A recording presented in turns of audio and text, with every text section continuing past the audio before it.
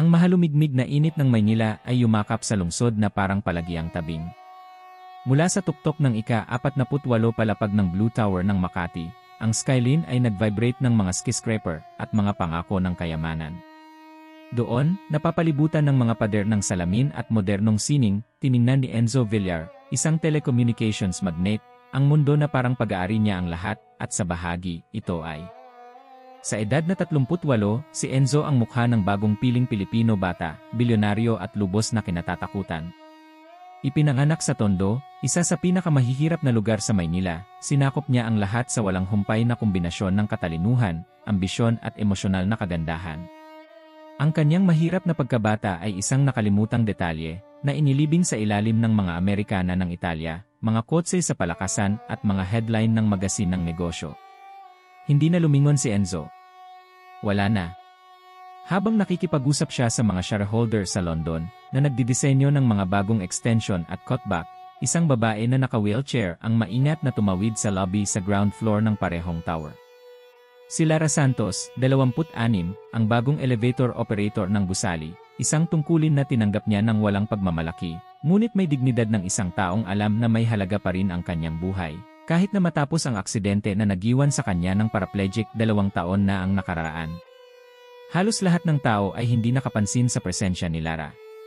Ngunit may isang bagay tungkol sa kanya, isang malalim na tingin, isang pinigilan na ngiti, isang tahimik na magaan na lumikha ng agarang kaibahan sa malupit na ritmo ng gusali. Hindi tulad ng ibang mga empleyado, hindi sinubukan ni Lara na mapabilib. Hindi siya nag-flatter. Hindi niya inaasahan ang awa. Kinaumagahan, nagpunta si Enzo sa isang emergency meeting kasama ang mga dayuhang ehekutibo. Pumasok siya sa elevator nang hindi tumitingin sa kanyang telepono, galit na nagtatag. Nang magsara na ang pinto, isang mahinang tinig ang pumigil sa kanyang konsentrasyon. Magandang umaga, Ginoo. Nais mong maglakad? Tumingin siya ng walang pasensya. Napatingin ang mga mata niya kay Lara. Katahimikan. Sa kauna-unahang pagkakataon sa loob ng maraming taon, nagatubili siya. Atik, please. Pinindot niya ang pindutan nang hindi na nagsasalita pa. Sa maikling pagakyat, hindi mapigilan ni Enzo na obserbahan ang kanyang posisyon. Sa kabila ng upuan, nagpakita si Lara ng tahimik na kumpiyansa na nalilito sa imahe na inaasahan niya sa isang taong nasa ganoong kalagayan. Hindi naman ako ang nag-aaway-away, iba na yon. Isang bagay na nakakagambala. Isang bagay. Matibay. Sa mga sumunod na araw, mas madalas na nag-cruise ang kanilang mga landas. Elevator pagkatapos ng elevator, palaging ang parehong maikling pagbabago. Ngunit ngayon ay may bago lumalaking kalungkutan sa Enzo. Isang kakaibang pakiramdam. Na para bang may nabubulok sa loob niya. Pagkatapos ay dumating ang hapon na magbabago sa lahat. Natagpuan niya itong nag-iisa sa hardin ng Tor, nagbabasa ng isang lumang aklat, habang ang simoy ng hangin ay umiihip sa kanyang maluwag na buhok. Hindi niya alam kung bakit, lumapit siya. Lagi mo bang binabasa ang ganoong uri ng bagay? Tanong niya na may nakabalakayo na pagmamataas. Tumingin siya sa kanya, hindi nakangiti. Depende sa kung ano ang tawag mo sa ganyang klaseng bagay. Ito ay si Jose Rizal. Kasaysayan, pag-asa, karunungan. 3 mga bagay na hindi kailanman mawawala sa estilo. Natawa si Enzo. Isang walang kabuluhang tawa. Pag-asa? Sa lungsod na ito. Lalo na dito, Lung Villar. Ang pag-asa ay matigas ang ulo sa Pilipinas. Napatingin siya sa kanya. Sa kauna-unahang pagkakataon, naramdaman niyang maliit siya. Ngunit hindi ko alam kung bakit. Narito ang unang paghaharap ang imperyo ng kayamanan laban sa mapagpakumbabang karunungan ng nakaligtas. Ang lalaking nang inibabaw sa mga satellite at mga figure, taliwas sa babaeng tumitingin sa lungsod na may mga gulong sa halip na mga binti, ngunit may espiritu na tila mas malaya kaysa sa kanya. Nang gabing iyon, hindi nakatulog si Enzo. Sa kauna-unahang pagkakataon sa loob ng mahabang panahon, naisip niya si Tondo. Sa kanyang ina. Kung sino siya bago pa man siya mabigyan ng kapangyarihan ng sanlibutan. Ang puso ng lungsod ay tumitibok sa Makati, kung saan ang mga riles ng subway ay nakataas sa masikip na mga avenue, at ang buhay ay mabilis na tumakbo sa pagitan ng mga neon billboard at maliliit na nagtitinda sa kalye. Sa loob ng Blue Tower, isang microcosm ang sumasalamin sa matinding kaibahan sa pagitan ng kapangyarihan at kaligtasan. Nakatira si Lara kasama ang kanyang lola na si Doa Estela sa isang simpleng bahay sa kapitbahayan ng Pasig, 2 oras na biyahe ng bus mula sa Tor. Ang bahay, bagamat disente, ay may makukulay na pader at amoy sariwang lutong kanin. Gabi-gabi, nililinis ni Lara ang mga gulong ng kanyang upuan bago pumasok at nakikinig sa mga lokal na soap opera habang nirerepaso ang mga sipi mula sa mga aklat na nabasa niya sa kanyang pahinga mula sa trabaho. Siya ay isang babae na may tahimik na bisyo. Dinala niya sa kanyang mga mata hindi lamang ang sakit ng pagkawala ng kadaliang kumilos, kundi pati na rin ang lakas ng mga taong nagpasyang huwag mawala sa kanya. Ang pananampalataya ng kanyang lola sa panalangin, at ang pilosopiya sa mga sinaunang aklat ng mga pambansang bayani tulad ni Rizal at Bonifacio, ang humubog sa kanyang pakiramdam ng katarungan at pagtitiyaga. Sa Tor, ang pakikipag-ugnayan sa mga empleyado ay nagsiwalat ng isa pang panig ni Enzo Villar. Nakita siya ng kanyang mga subordinate bilang isang titan hindi makakamit, walang pasensya, perpekto. Hindi siya kailanman tumanggap ng mga dahilan, at ang pinakamaliit na pagkakamali ay maaaring mawalan siya ng mga posisyon.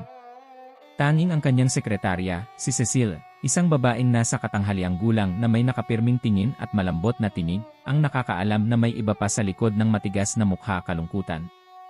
Si Cecile ang unang nakapansin sa tahimik na interes ni Enzo kay Lara. Mas madalas kang bumaba kaysa dati, Ginoo, kaswal na sabi niya habang iniabot sa kanya ang mga ulat. May technical inspection ba sa elevator? Hindi siya pinansin ni Enzo na may ungol. Ngunit bahagyang ngumiti si Cecile. Mababasa niya ang mga linya sa pagitan ng mga linya. Samantala, may napansin si Lara sa banayad na pagbabago sa ugali ng negosyante. Ngayon ay sinagot niya ang mga pagbati nito. Paminsan-minsan ay sinusubukan niyang makisali sa mga nakakahiyang dialogo. Minsan, tinanong niya siya kung anong libro ang binabasa niya at, makalipas ang ilang araw, lumitaw siya na may kopya ng parehong mayakda. Sa kabila ng umuusbong na ugnay ng tao, ang distansya sa lipunan ay isang bangin na mahirap tawirin. Hindi lamang dahil sa pagkakaiba ng kapangyarihan, kundi dahil ayaw ni Lara na makita ang anumang bagay kay Enzo maliban sa isa pang makapangyarihang tao na sanay na makuha ang lahat, maliban sa pagpapakumbaba. Sa totoo lang, may kalungkutan talaga si Enzo. Ang presensya ni Lara ay pinilit siyang pag-isipang muli ang kanyang sariling salaysay ang tungkol sa isang mahirap na batang lalaki na nanalo ng mag-isa, na hindi pinapansin ang lahat ng mga kamay na nakaunat sa daan. Sinimulan niyang mapagtanto na marahil ay hindi talaga siya nanalo. Siguro umakyat lang siya, hindi kailanman gumaling. Ang panloob na alitan na ito ay nagsimulang makaapekto sa mga desisyon ng korporasyon. Kinansela ang pagwawakas ng isang empleyado dahil sa isang menor de edad na pagkakamali. Pinahintulutan niya ang isang bagong proyektong panlipunan, isang bagay na hindi maisip hanggang kamakailan lamang. Sa likod ng mga eksena, isa pang karakter ang nakakuha ng espasyo, si Tomas Gatchalian, ang senior partner ni Enzo at responsable para sa kanyang unang mga tagumpay sa pananalapi. Hindi naman nagustuhan ni Toms ang mga pagbabago sa ugali ng CA. Mas konserbatibo, mas mapag-aalinlanganan, naniniwala siya na ang sentimentalidad ay ang unang hakbang patungo sa pagkawasak ng isang imperyo. Anak, pinaglalaruan mo ba ang ulo mo, Enzo? Tanong niya sa isang pribadong pagpupulong. Nagpipindot lang siya ng mga pindutan, Tom. Kung gayon, huwag kang magambala. Alalahanin kung saan ka nanggaling at kung magkano ang gastos upang makarating dito. Ngunit hindi na sigurado si Enzo na ang ibig sabihin ng kung saan siya nanggaling at kung saan siya pupunta. Habang naghihinala si Toms, tahimik na naghihintay si Cecile para sa pagbabagong anyo. Siya mismo ay nagmula sa isang mapagpakumbabang pagkabata at alam na kung minsan ang karunungan ay dumarating sa pinakahindi inaasahang anyo. Si Lara, naman, ay nagpatuloy sa kanyang tahimik na gawain, hindi na mamalayan na siya ang sentro ng isang pagbabago na mas malaki kaysa sa maaari niyang isipin. Ang mga araw sa Maynila ay minarkahan pa rin ng paminsan-minsang pagulan at patuloy na trapiko na halos naging soundtrack sa lungsod. Ngunit sa loob ng Blue Tower, iba ang kapaligiran. Mayroong isang tahimik na pagkabalisa na nagpapalipat-lipat sa mga koridor ng korporasyon, isang bagay na kahit na ang mga plush carpet ay hindi mapigilan. Nagsimula ang lahat sa isang maliit na kilos. Sa isang mapangakit na hapon, natagpuan ni Enzo si Lara na nakakulong sa kanyang upuan sa dalisdis ng forklift. Sinubukan niyang lumabas ng mag-isa, nanginginig ang kanyang mga braso dahil sa pagsisikap. Bago lumapit ang isang security guard, yumuko si Enzo at tinulungan siya ng hindi nagsasalita. Saglit lang iyon, pero ang mga mata ni Lara ay nagpakita ng tunay na pagkagulat. Hindi pa niya hinawakan ang sinuman sa labas ng mga protokol ng pakikipagkamay ng mga pulong sa mataas na antas. Nagpasalamat siya sa kanya na may bahagyang pagiling. Kinabukasan, hiniling ni Enzo sa infrastructure team na ayusin ang lahat ng elevator sa gusali gamit ang mga otomatikong platform para sa mga gumagamit ng wheelchair. Anya, ito ay usapin ng modernisasyon at pagsasama. Walang nagtanong sa kanya pero napansin ito ng lahat. Kasama na si Tomas. Nag-renew ka ba ng tower dahil sa isang empleyado? Biro niya habang nag-dinner kasama ang mga mamumuhunan. Hindi ito magiging maganda sa aming quarterly report. Ito ay isang kinakailangang pag-aayos. Tuyong sagot ni Enzo. Ngunit hindi lamang ito para sa wheelchair. Ito ay dahil sa lahat ng kinakatawan ni Lara isang malinaw na kaibahan sa mababaw na mundo na nakasanayan na niya. At ang kaibahan na ito ay nagdudulot ng alitan. Sa ground floor, napansin ni Lara ang mga pagbabago, ngunit naghinala siya. Hindi siya walang muwang. Alam niya kung paano gumagana ang mga makapangyarihang tao. Alam niya na kung minsan ang pagkamausisa ng mga mayayaman sa mga kwento ng mahihirap ay ganoon lamang panandaliang pagkamausisa. Isang kapritso. At hindi ito magiging isang kapritso ng sinuman. Kaya nang dumating si Enzo sa lobby para magalok ng pagsakay pagkatapos ng oras, magalang na tumanggi si Lara. Iginiit niya. Muli siyang tumanggi, sa pagkakataong ito ay matatag.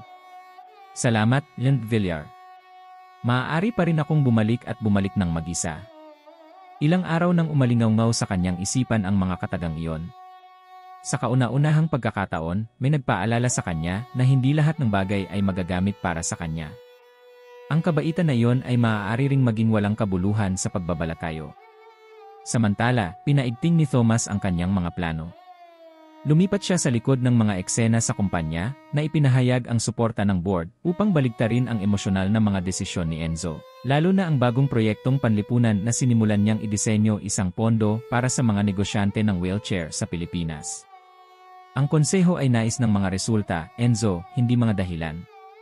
Sabi niya habang nakatingin sa kanya sa isang meeting room na nakakulong sa salamin. Ikaw ang taong isinumpa mo na hindi mo kailanman magiging mahina na may malambot na puso. Tumingala si Enzo at, sa kauna-unahang pagkakataon sa loob ng mahabang panahon, ay tumugon ng higit pa sa mga numero. Siguro iyon mismo ang kailangan kong maging. Ang salungatan ay umuunlad ngayon sa dalawang larangan panloob, sa pagitan ni Enzo at ng kanyang mga lumang paniniwala laban sa isang sistema na itinuturing ang damdamin bilang kahinaan. Sa gitna ng lahat ng ito, hinarap ni Lara ang kanyang sariling hamon. Ang isang panloob na pagtagas ay nagsiwalat na ang kanyang pangalan ay isinasaalang-alang para sa posisyon ng relasyon sa komunidad sa bagong proyektong panlipunan, isang bagay na ganap na hindi maabot ng isang operator ng elevator. Bulong ng mga kasamahan. Ang ilan ay tumingin sa kanya ng may pag-aalinlangan, ang iba ay may inggit. At lumitaw ang mga tsismis. Siyempre nag-aakyat ka na sa kumpanya. Sa pagmamasid sa kanya ng malaking boss, madali ang lahat, bulong ng isang empleyado sa isang coffee break. Ang mga salitang iyon ay pumutol ng higit pa sa anumang nasirang hakbang. Ayaw ni Lara ng pabor. Gusto ko ng respeto. At nang malaman ni Enzo ang nangyari, kinailangan niyang gumawa ng desisyon protektahan ang kanyang reputasyon. O protektahan ito. Tinawag niya siya sa kanyang opisina, isang kontrobersyal na desisyon, dahil hindi siya nakatanggap ng mga empleyado sa antas ng operasyon doon. Pumasok siya na nakasuot ng kanyang walang kapintasan na uniforme at nakataas ang baba. Ayoko ng promosyon dahil sa pakikiramay, ng Villar. Kung ito ay bahagi ng plano, mas gugustuhin kong matanggal sa trabaho. Natahimik sandali si Enzo. Ikaw ang kauna-unahang tao na humarap sa akin nang walang takot mula nang likhain ko ang kumpanyang ito. Hindi ito batayan para sa pagtanggal sa trabaho. Ito ay isang dahilan para sa paggalang. Tiningnan niya ito sa mata, seryoso. Kung gayon, igalang mo ako. Iwanan mo na lang ako sa mga personal na plano mo. Pinagmasdan siya ni Enzo na umalis. Alam kong may nawala sa akin. O baka naiintindihan ko na kung ano ang kailangan kong makuha. Nang sumunod na linggo, ang Blue Tower ay naging isang larangan ng pagigting na nakabalakayo bilang mga profesional ng ngiti.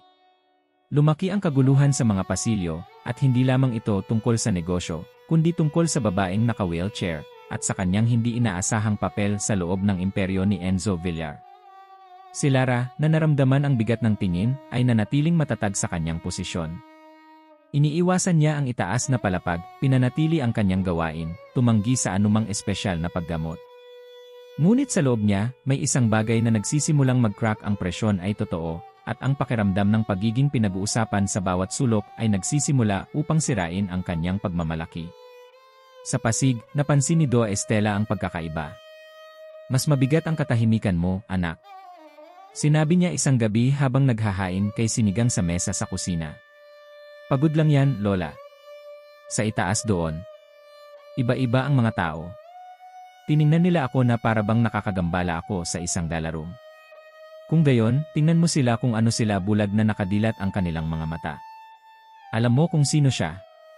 Ang mga salitang iyon ay muling nagpasigla kay Lara.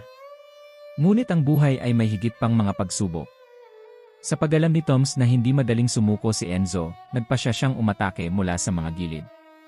Muling isinaaktibo niya ang pakikipag-ugnay sa isang mamamahayag mula sa isang pang-ekonomiyang magasin at naglabas ng baluktot na impormasyon tungkol sa isang diumanoy hindi wastong paglahok sa pagitan ng CEO at ng empleyado.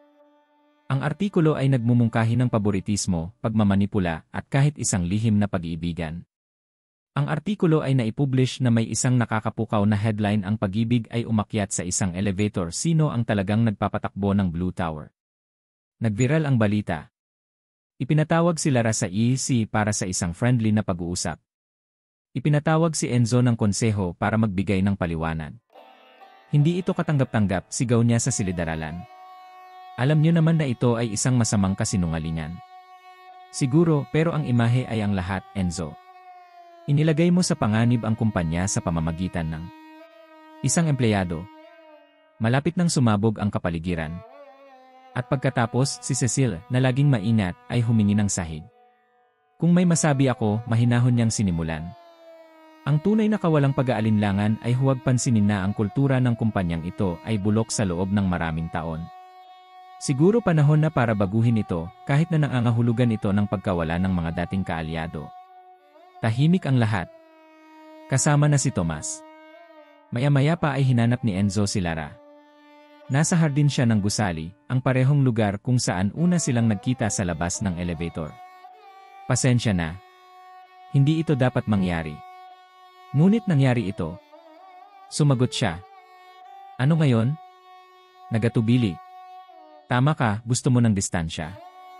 Hindi ko maiwasang isipin na hindi mo binago ang buhay ko. Napatingin siya sa kanya, seryoso. Ayokong baguhin ang buhay mo, Enzo.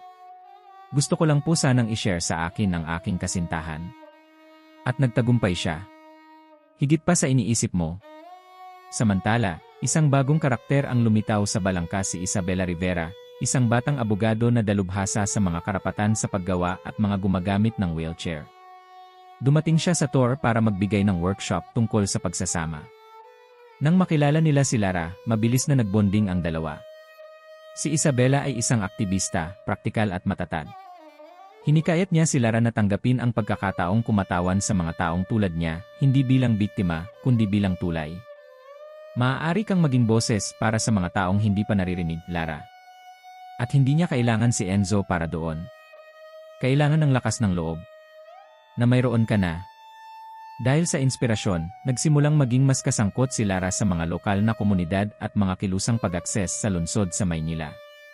Lumikha siya ng isang maliit na online channel na may mga maikling video kung saan pinag-uusapan niya ang tungkol sa pagsasama, trabaho at dignidad. Nang hindi namamalayan, ito ay naging isang bagay na mas malaki kaysa sa chismis. Mas malaki kaysa sa upuan. Mas malaki kaysa sa tour. Ngunit hindi sumuko si Tomas. Ngayon ay handa na siyang alisin si Enzo sa kontrol ng kumpanya. Nagpatawag siya ng isang pambihirang pulong ng lupon upang bumoto sa pag-alis ng CEO, na binabanggit ang hindi naangkop na pag-ugali at banta sa reputasyon ng institusyon. Ilang araw na lang ang natitira. At si Enzo, bagamat handa siyang lumaban, alam niyang haharapin niya ang pinakamalaking pagsubok sa kanyang buhay, hindi bilang isang negosyante, kundi bilang isang tao. Lunes ng umaga, ngunit ang kapaligiran sa Blue Tower ay kahawig ng isang paglilitis sa Biyernes. Ang social elevator ay nanatiling patuloy na gumagalaw, ang mga mata ng mga empleyado ay umiiwas sa pagtawid at ang mga ngiti ay pinilit. Ang extraordinary meeting ng board ay nakatakda sa 2:00 ng hapon, kung saan nakataya ang kapalaran ni Enzo Villar. Dumating siya ng maaga. Madilim na kurbata, kontrolado ang mukha, ngunit may kakaiba sa kanyang mga hakbang, mas kaunting pagmamataas, mas determinasyon. Samantala, bumaba si Lara sa masikip na bus, inaayos ang strap ng kanyang backpack at naghanda para sa isa pang araw. Alam na niya ang tungkol sa pagpupulong. Si Enzo mismo ang nagsabi sa kanya tungkol dito, nang walang apela, walang drama. Isang matatag na pagtingin at isang taos-pusong pagnanais na hindi niya nadama ang responsibilidad. Ngunit naramdaman niya ito. Dahil sa kaibuturan ng kanyang kalooban, alam niya na siya ay higit pa sa isang empleyado para sa kanya, at nagsimulang atubiling tanggapin na siya, masyadong, ay naging higit pa sa isang simbolo para sa kanya. Nayanig ang tour. Ang media ay gumagala na sa paligid ng mga pasukan, na may mga drone at kamera na nagsisikap na makuha ang isang bagay. Ang artikulo sa magasin ay umalingaw pa rin, at para sa marami, ang pulong ng lupon ay ang simula ng isang hindi maiiwasang pagbagsak. Sa rooftop, nagtipon ang mga direktor sa paligid ng isang oval table. Si Toms ang impormal na namamahala sa kapaligiran, na namamahagi ng mga folder na may data at mga argumento para sa pagtanggal sa trabaho. Nag-iisa lang si Enzo, tumangging-tumanggap ng mga tagapayo. Tinignan niya ang lahat ng mukha doon, mga kalalakihan at kababaihan na kanyang itinaguyod, binigyang inspirasyon, o pinahintulutan. Sandali na ng katotohanan. Bago ako magsimula, sabi niya sa matibay na tinig, gusto kong magkwento sa'yo. Ang aking kwento. Lahat sila ay tumingin sa isa't isa. Napapikit ang mga mata ni Toms. Ipinanganak ako sa Tondo. Nagutom ako. Nagtitinda siya ng tubig sa kalsada. Sinabi nila sa akin na walang sinuman. Nang iset up ko ang aking unang kumpanya na may sirang laptop at hiniram na koneksyon sa Wi-Fi, ipinangako ko sa aking sarili na hindi na ako aasa sa sinuman muli. At tinupad ko ang pangakong iyon. Tumigil siya. Ako naman ay isang tao na naniniwala na lahat ng bagay ay mabibili na. Kahit na paggalang. Kahit na katahimikan. Kahit na pagmamahal. Lumutang sa hangin ang mga salita. Tapos may lumitaw. Isang taong ayaw ng kahit ano sa akin. Sino ba naman ang gusto lang mamuhay ng may dignidad? At doon ko napagtanto na ang tunay na kapangyarihan ay hindi sa pagkontrol sa lahat. Sa pag-iwas sa takot na mawalan ng pag-asa. Nakialam si Thomas, walang pasensya. Narito kami upang magpasya kung mananatili bilang hindi upang makinig sa mga aralin sa moralidad.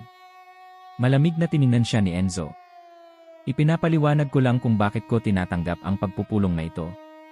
Dahil kung magpapatuloy tayo sa ating kalagayan, makakamit natin ang kapalaran at mawawala ang lahat ng kapakipakinabang. Sa labas, papunta na si Lara sa elevator nang lapitan siya ng isang security guard. Tinawag ka nila sa 48 Rye floor. Nagatubili siya. Hindi siya formal na bahagi ng kumpanya. Ngunit ito ay tumaas. Pagdating niya, tahimik ang kwarto. Lahat ay tumalikod sa paligid. Tumingin sa kanya si Enzo at gumawa ng isang banayad na kilos ng kanyang ulo, inanyayahan siyang pumasok. Mga kababaihan at mga ginoo, ako si Lara Santos. Baka kilala mo siya bilang elevator operator.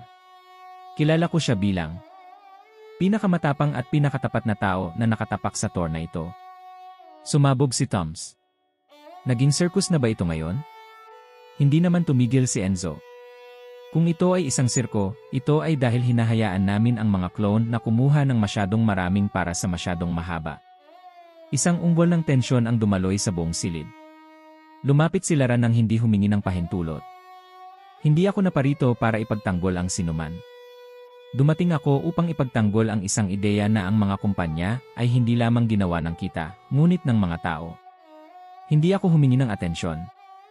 Hindi naman ako nanghihingi ng pagkakataon. Ngunit kung ang presensya ko ay nababagabag sa akin, siguro hindi ako ang problema. Ilang sandali pa, walang sumasagot. Si Cecile, na tinawag din upang magulat tungkol sa mga kamakailang pagbabago sa pamamahala, pagkatapos ay nagsalita. Kung may nawalan ng pag-asa dito, hindi iyon si Tim Villar. Nakalimutan niya na ang pamumuno ay sangkatauhan din ang botohan ay ginawa. At nang ang huling botohan ay nabuo, si Enzo ay nanatiling siye sa pamamagitan ng isang makitid na mayorya. Galit na galit si Toms at lumabas ng silid. Habang naglalakad palabas ay nag-cruise ang landas nina Enzo at Lara sa loob ng elevator. Sa pagkakataong ito, siya na ang nagpinindot ng pindutan. Salamat sa pagdating. Tumingin siya sa kanya.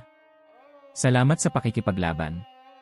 Ang katahimikan sa pagitan nila ay hindi walang laman, ito ay isang bagong simula. Tapos na ang pagpupulong ng konseho, ngunit kumalat ang epekto na parang mga alon sa lawa. Sa kauna-unahang pagkakataon mula nang itatag niya ang kanyang kumpanya, naramdaman ni Enzo Villar ang bigat ng pagtatanggol ng isang bagay o isang tao, hindi dahil sa interes, kundi dahil sa prinsipyo. Ang pakiramdam ay mapait, isang halo ng magaan at pagkapagod. Umalis si Tom sa kumpanya makalipas ang 2 araw na binabanggit ang mga estratehikong pagkakaiba. Ngunit sa likod ng pormal na tala, alam ng lahat na natalo ang kanyang impluensya. Ang Blue Tower ay muling inorganisa. Lumitaw ang mga bagong direksyon. Samantala, bumalik si Lara sa trabaho na parang walang nangyari. Tinanggihan niya ang imbitasyon na sumali sa Social Responsibility Team, hindi bababa sa ngayon. Nais niyang obserbahan ng higit pa, madama ang lupain, manatiling matatag sa kanyang mga ugat. Sa kabila nito, may nagbago. Ngayon ay kinikilala siya para sa higit pa sa kanyang wheelchair. Nakikinig ng mabuti ang mga tao sa kanya. Ang mga empleyado na dati ay hindi siya pinansin ay humihingi na ngayon ng opinyon sa kanya. Si Enzo mismo, sa isang hindi inaasahang kilos, ay nagmungkahi ng paglikha ng isang panloob na komite sa pag-akses at hiniling sa kanya na lumahok nang walang mga posisyon, walang mga titulo, lamang bilang isang tagapayo. Alam mo kung paano makita kung ano ang hindi ko nakikita, sabi niya habang iniabot niya sa kanya ang formal na imbitasyon. At iyon ay nagkakahalaga ng higit pa kaysa sa anumang resume. Nag-aalinlangan pa rin si Lara. Hindi siya nagtitiwala ng bulag. Ngunit may isang bagay sa kanyang mga mata na nagpapakita na, marahil ay handa siyang magtayo ng bago. Sama-sama. Nang magsimulang magayos ang kumpanya, binago ng media ang tono nito. Matapos ang isang maikling video ni Lara na nagsasalita tungkol sa dignidad at pagsasama ay nag-viral, ang publiko ay nagsimulang makita ang kwento mula sa ibang anggulo. Hindi na bilang isang iskandalo, ngunit bilang isang halimbawa ng empathetic leadership, isang bihirang salaysay sa mundo ng korporasyon. Sa personal na panig, nanatiling magalang ang distansya nina Enzo at Lara. Nagkaroon ng relasyon sa pagitan nila, ngunit wala ni isa man sa kanila ang nangahas na pangalanan ito. Alam ng dalawa na ang anumang diskarte na lampas sa paggalang sa isa't isa ay maaaring makagambala sa pansin mula sa kanilang pinakamahalagang pakikibaka. Gayunpaman, ang tadhana ay hindi palaging naghihintay para sa mga malaytao na desisyon. Sa isang maulan na hapon, sa isang charity event na sumusuporta sa mga batang negosyante na may kapansanan, nagulat si Enzo nang makita si Lara na nagsasalita sa isang madla ng mga ehekutibo, mga batang gumagamit ng wheelchair at mga mamamahayag. Nagsalita siya ng matatag, pinangalanan ang mga taong hindi nakikita ng sistema, ibinabahagi ang kanyang kwento ng walang awa sa sarili. At kung narito ako ngayon, sabi niya, ito ay dahil natutunan ko na ang pag-asa ay hindi ipinanganak ng kaaliwan, kundi ng sakit na binago sa pagkilos. Ang karunungan ay hindi pagkakaroon ng lahat ng mga sagot. Ngunit alam kung paano makinig sa mga taong hindi pa nagkaroon ng tinig. Binigyan siya ni Enzo ng standing ovation, hindi dahil ako ang siye, hindi dahil natuwa siya. Pero sa kauna-unahang pagkakataon, hindi niya ipinagmamalaki ang kanyang sarili, kundi ang isang taong nagturo sa kanya ng daan. Nang gabing iyon, nang magkatinginan sila sa lobby ng event hotel, simpleng kilos ang ginawa ni Enzo, tinanggal niya ang badge na may logo ng kumpanya at ipinakita ito kay Lara. Sa palagay ko, hindi na yon tumutukoy sa akin, ngumiti siya. Siguro, hindi mo kailanman ginawa. Alam ng dalawa na ang sandaling ito ay higit pa sa simboliko. Ito ang simula ng isang bagay na hindi mapipigilan ng anumang upuan, walang iskandalo, walang imperyo, isang bono na nabuo sa katotohanan. Ang mga sumunod na buwan ay nagdala ng tahimik at malakas na pagbabago para kina Enzo Villar at Lara Santos. Ang Blue Tower ay hindi na lamang isang simbolo ng kayamanan, ito ay naging, unti-unti, isang lugar kung saan ang tunay na mga pagbabago ay umuusbong. Ipinagpalit ni Enzo ang marangyang kotse para sa isang mas desenteng modelo, tinalikuran ang mga hitsura sa mga magagandang magasin, at nagsimulang dumalo sa mas maliliit na pagpupulong, kung saan direktang nakikipag-usap siya sa mga empleyado sa lahat ng antas. Nanindigan pa rin siya sa kanyang paninindigan, hinihingi pa rin niya, ngunit ngayon, ang kanyang presensya ay nagpapahiwatig ng mas kaunting takot at higit na pakikinig. Si Lara, naman, ay tinanggap ang isang aktibong papel nang hindi kailanman tinalikuran ang kanyang kakanyahan. Nagpatuloy siya bilang isang elevator operator, sa pamamagitan ng kanyang sariling desisyon. Sinabi niya kay Enzo, sa malinaw at matatag na tono, na simboliko ang kanyang lugar sa elevator. Nakikita ko ang lahat. Mula sa itaas at sa ibaba, lahat ng tao ay kailangang makita. Sa labas ng elevator ay lumaki na siya. Lumahok ako sa mga pagpupulong tungkol sa kadaliang kumilos sa lungsod. Nag-record ng lingguhang mga video na may mga mensahe ng pagganyak at mga panayam sa iba pang mga taong may kapansanan. Ang kanyang pahina, na noong una ay hindi mapagkunwari, ay naging sanggunian sa ilalim ng kanyang impluensya. Lumikha si Enzo ng isang programa na tinatawag na Open Routes, isang inisyatiba na pinondohan ang mga pagbagay sa pampublikong transportasyon at sinusuportahan ang mga startup na pinamumunuan ng mga taong may kapansanan. Mahigit 40 kabataang negosyanteng Pilipino ang nakinabang sa unang 3 buwan. Ang mga kwento ng mga kabataang ito ay nagsimulang umalingaw-ngaw. Hindi lamang sa social media, kundi pati na rin sa mga silid-aralan, pahayagan, at pamilya. Gayunpaman, ang pagtagumpayan ay hindi isang landas na walang mga kabiguan. Hinarap ni Enzo ang panloob na pagtutol. Itinuturing ng ilang mamumuhunan ang kanyang mga bagong aksyon bilang philanthropy in disguise.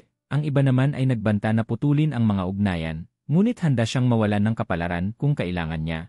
Itinayo ko ang imperyong ito para sa isang makasariling layunin.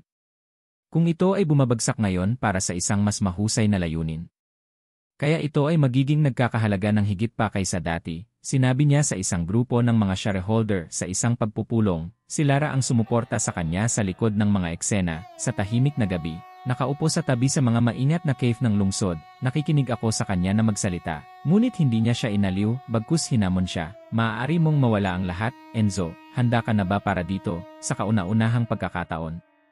Ako, sa panahong ito, mas naging malapit din siya sa kanyang ina, na ilang taon na niyang hindi nakikita. Pumunta siya sa simpleng bahay ni Tondo at tahimik na lumuhod sa harap nito. Ang dalaga, na ngayon ay matanda na, ay hindi na nagtanong. Ipinatong lamang niya ang kanyang mga kamay sa balikat ng kanyang anak at sinabing, "May panahon pa, ang pagbisita na ito ay ang dulo ng isang pagpapagaling na hindi ko alam na kailangan ko." Bumalik siya ng iba, dahan-dahan lang, hindi gaanong masikip, samantala, hinarap din ni Lara ang kanyang mga multo. Sa isang internasyonal na kumperensya tungkol sa accessibility, inanyayahan siyang magsalita tungkol sa kanyang paglalakbay. Ngunit bago umakyat sa entablado, nanlamig siya. Patuloy pa rin ang pag-aalala sa kanya dahil sa aksidente. Ang mga sirena, dugo, ang bubong ng ospital. Si Enzo na, nang mapansin ang kaba, ay lumapit ng walang pag-aalinlangan. Bahagyang hinawakan niya ang kanyang kamay at bumulong.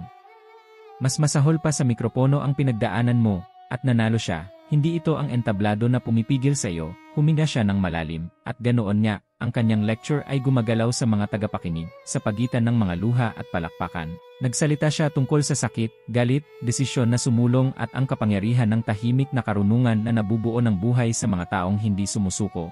Ang pangyayaring ito ang nagbuklod sa bagong yugto ng dalawa. Ngayon, hindi na nila itinuturing ang kanilang sarili bilang mga tulay lamang ng pagbabagong anyo. Sila ay dalawang tao na muling itinayo, hindi sa pamamagitan ng mga pangyayari, ngunit sa pamamagitan ng malaytao na mga desisyon na magbago. Lumaki ang pagmamahalan sa pagitan nila. Nagkaroon ng lumalaking pagmamahal na makikita sa mga hitsura, sa mahabang pag-uusap, sa malambot na ngiti, ngunit hindi pa rin nagmamadali. Alam nilang dalawa na hindi na kailangang ipahayag ang damdamin para umiiral, ang tunay na pag-ibig, ang isa na ipinanganak ng paggalang, paghanga at katapangan sa isa't isa, ay nilinang ng may pasensya ng isang taong nakakaalam na ng sakit. Piliin ang landas ng pag-asa, Disyembre noon, at nakasuot ng ilaw at kulay ang Maynila. Pinalamutyan ng mga parol ang mga kalye at gusali, na pinupuno ang hangin ng pagdiriwang at pag-alaala. Tila nakangiti ang lungsod, ngunit sa Blue Tower, ang kapaligiran ay isa sa pag-asa. Inanunsyo ni Enzo Villar ang isang walang uliran na kaganapan, ang inaugurasyon ng bagong punong himpilan ng proyektong Open Routes, sa makasaysayang sentro ng lungsod, na may presensya ng mga otoridad, mamamahayag at mga Komunidad na nakikinabang, higit pa sa isang institusyonal na gawain, ito ay magiging isang pampublikong deklarasyon ng mga bagong halaga ng kumpanya at, hindi direkta, ng personal na pagbabagongan nito. Inanyayahan si Lara na magsalita sa seremonya. Sa pagkakataong ito, hindi na siya nagatubili, mahinahon niyang tinanggap ang imbitasyon, bagamat alam niyang magiging matindi ang eksibisyon, naging simbolo siya, laban sa kanyang kalooban. At kasama nito, dumating ang parehong paggalang at paglaban. Habang ginagawa ang mga paghahanda, patuloy na nagbalak ang mga dating kaalyado ni Thomas. Isa sa kanila, si Alfredo Lim, isang ehekutibo sa sektor ng pananalapi, ay nagtangkang pilitin ang mga miyembro ng lupon na questionin ang paggamit ng mga mapagkukunan sa mga proyektong hindi kumikita. Nawawalan na tayo ng focus, mga kababayan. Ang bagong yugto na ito ay maganda sa diskurso, ngunit mapanganib sa pagsasanay. Malakas ang imahe ni M.A. Villar. Sa ngayon, ngunit paano kung ang mga manonood ay mapagod sa kwento ng pagtagumpayan na ito? Mga salitang nagdudulot ng kamandag, si Cecile, na laging mainat, ay hinarang ang mga chismis. Tahimik niyang ipinaalam ito kay Enzo na tahimik na nakikinig sa kanya. Hayaan silang magsalita, sabi niya, patunayan natin ito sa pamamagitan ng mga pagkilos, sa kabilang panig ng bayan. Bumibisita si Lara sa isang maliit na rehabilitation center na tatanggap ng suporta mula sa proyekto. Nakipag-usap siya sa mga kabataan na naka-wheelchair, nakikinig sa mga kwento, niyakap ang mga pagod na ina at nag-improvise ng mga guro. Doon niya muling natuklasan kung ano ang nagpasigla sa kanya ang matigas ang ulo ng pag-asa ng mga lansangan ng Pilipinas. Hindi ang pag-asa ng mga slogan, kundi ang pag-asa ng mga mata ng mga naniniwala, kahit na ang lahat ay nagsasabi ng hindi. Habang pauwi sa bahay, nakaupo sa jeep, nakatanggap si Lara ng mensahe mula kay Enzo. Kapag may time ako, gusto kong magsalita, personal, sagot lang niya, ngayon ng 8:00 ng gabi, kung saan nagsimula ang lahat, ang saan ay ang hardin ng Blue Tower. Nang gabing iyon, sa ilalim ng mga ilaw ng Pasko, muli silang nagkita. Iba si Enzo, simple, hindi isang relo ng taga-disenyo o isang kalasag ng otoridad, alam mo. Akala ko lahat ng ginawa ko ay patunay na nanalo ako, sabi niya habang nakatingin sa mga bituin. Ngunit kamakailan lamang ako ay nagtataka ano ang nakuha ko. Lumapit si Lara na may bahagyang ngiti. Siguro panahon na para tumigil sa pagwawagi at magsimulang mabuhay. Ang katahimikan sa pagitan nila ay mas mahusay kaysa sa anumang pahayag. May papalapit na isang sandali na magbabago ng lahat. Ngunit kahit na hindi nila alam kung ano ang eksakto, 2 araw bago ang inaugurasyon, isang hindi nagpapakilalang liham ang dumating sa inbox ng lahat ng mga executive ng kumpanya, na inakusahan si Enzo ng maling paggamit ng imahe ng isang empleyado na may kapansanan upang mapahusay ang kanyang personal at corporate reputasyon. Ito na ang huling dagok ng mga taong hindi tumanggap ng pagbabago. Nakarating na sa press ang nilalaman. Makalipas ang ilang oras, naghiwalay na ang mga social network. Emosyonal na marketing kumpara sa tunay na pagbabagongan nyo. Nagbanta na naman ang iskandalo, agad. Namang nagpatawag ng press conference si Enzo, natanggap ni Lara ang balita sa pagtatapos ng kanyang talumpati. Isinara niya ang kanyang laptop, huminga ng malalim at bumulong. Dumating na ang oras, punong-puno ang event hall, ang mga puting ilaw ay nagliliwanag sa minimalist na entablado na itinayo sa panlabas na patsyo ng bagong punong himpilan ng open routes sa gitna ng Intramuros, ang makasaysayang sentro ng Maynila. Ang mga otoridad, negosyante, aktivista at mamamahayag ay nagtipon-tipon sa mga nakahanay na upuan, habang ang mga kamera ay nag-broadcast ng live sa buong bansa, ngunit ang tensyon ay palpable. Ang hindi nagpapakilalang tip ay nakabitin sa hangin na. Parang usok bago ang bagyo, ang mga social network ay puno ng mga akusasyon, teorya at galit. May mga taong nakakita kay Enzo Villar bilang isang charismatic manipulator, na ginamit si Lara bilang isang piraso ng marketing. Ang iba ay nagtalo na ang kanyang paglalakbay ay lehitimo, at na si Lara ay higit pa sa may kakayahang maunawaan. Dumating si Lara sa kaganapan na nakasuot ng simple at matikas na damit, at may parehong tahimik na hitsura tulad ng dati. Ngunit sa loob, tibok ng puso niya. Nakakatakot ang mga tao, ang mga kamera, nagsasalakay, at gayon paman, siya ay sumulong. Nasa stage na si Enzo. Nang makita niya itong dumarating, bumangon siya, bumaba at sinalubong siya, walang mga mikropono, walang flash. Silang dalawa lang, magkaharap. Hindi mo kailangang umakyat doon kung ayaw mo. Hinarap ko ito ng mag-isa, bulong niya. Alam ko, ngunit ang kwentong ito ay hindi na lamang sa'yo, hindi lamang sa akin. Isa siya sa lahat ng naniniwala na ang dignidad ay hindi kailangang. Humingi ng pahintulot, sa pagiling ng kanyang ulo, tinanggap niya ang paanyaya na magsalita. inihayag ng presenter ang kanyang pangalan. Noong una ay mahiyain ang palakpakan, ngunit lumakas siya nang tumayo siya sa harap ng mikropono. At pagkatapos, katahimikan, magandang gabi po, panimula niya, ang pangalan ko po ay Lara Santos, ako po ay isang wheelchair user, ako po ay isang empleyado ng Torre Azul, ngunit hindi ako narito dahil sa kawanggawa o dahil sa habag. Narito ako sa pamamagitan ng pagpipilian. Tumigil siya, napatingin si Enzo mula sa gilid ng entablado, hindi gumagalaw. May mga nagsasabi na ginamit nila ako bilang simbolo, na ang pangalan ko ay pinagsamantalahan para linisin ang mga imahe o kumita ng kita.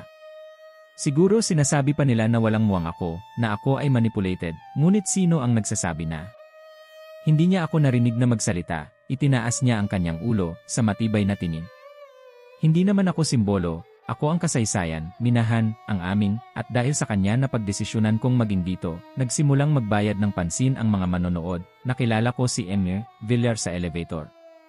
Siya ay isang tao na nakikita ang lahat mula sa itaas. Ako, isang babae ang nakaupo. Ngunit sa paglipas ng panahon, napagtanto natin na walang sinuman ang nakakakita ng lahat, walang sinuman ang kumpleto ng nag-iisa, niyaong mga naglalakad.